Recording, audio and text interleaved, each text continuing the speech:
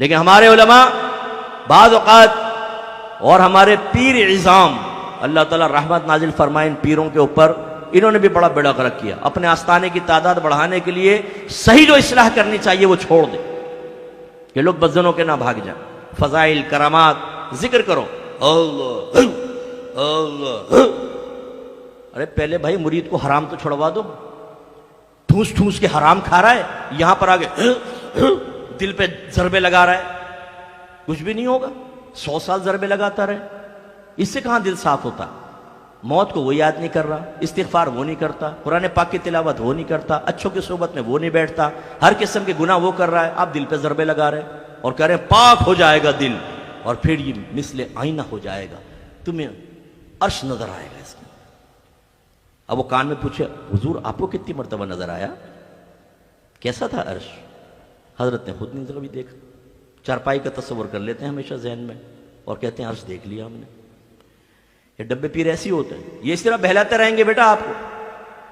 آپ آوارہ گردیاں کریں، ہر طرح کا غلط کام کریں، پھر آ کے 1 لاکھ کا چیک دے پیر صاحب کو اور کہے کہ حضور کچھ باطنی حالت خراب ہے، پتہ نہیں میرے آخرت میں کیا ہوگا.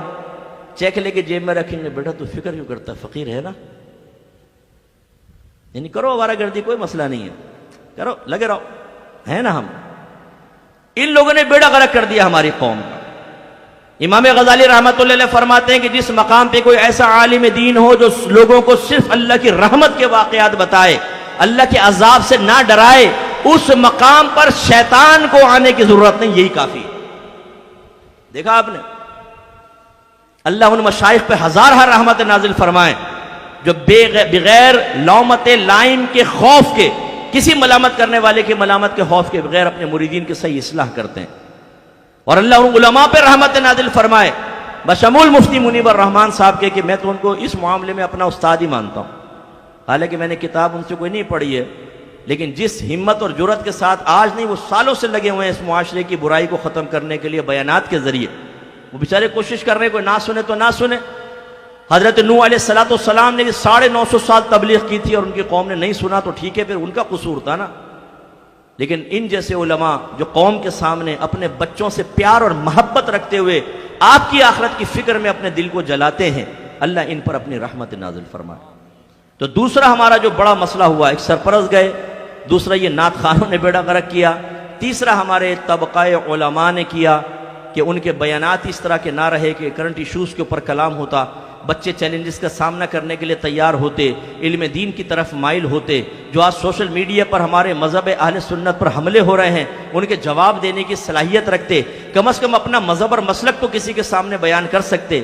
نہیں، جمعے کے بیان میں آئے تو وہی یہاں سے پکڑا وہاں سے پکڑا، ٹائم پورا کیا، غائب. کوئی سیکھنے کو نہیں ملتا. 20 سال لوگ اماموں کے سامنے بیٹھے رہتے ہیں، خطبہ حضرات کے، ایک چیز سیکھنے کو نہیں ملتی. یہاں سے پکڑا وہاں سے پکڑا. ہر ایک کی بات نہیں کر رہا ہوں، لیکن جو آوا کا آوا بگڑا ہوا ہے، مجھے پتا ہے کہ کیا کچھ ہوتا ہے ہماری مسجدوں کے اندر. اسی لیے ہمارے بچے شروع میں مسجدوں میں آتے ہی نہیں ہیں، یہ آخری ٹائم میں پہنچتے ہیں، بالکل جب کھڑ کھڑ کی آوازیں سنتے ہیں نا گھر میں کہ اب مائک خطبے کے لیے لگایا جا رہا ہے، تو یہ بھاگ بھاگ کے جمعے میں پہنچ جاتے ہیں. اور اسی لیے سب سے پہلے یہ راہ فرار اختیار کرتے ہیں، پیچھے بیٹھو تاکہ نکلنے میں آسانی، جوتی پکڑی بھاگ گئے. تو یہ معاشرے کا بیڑا غرق تو ہونا ہی ہونا، اسی لیے ہم اطاعت سے دور ہیں. اسی طریقے سے ہماری بری صحبتوں نے ہمیں اللہ تعالیٰ کی اور رسول کی اطاعت سے دور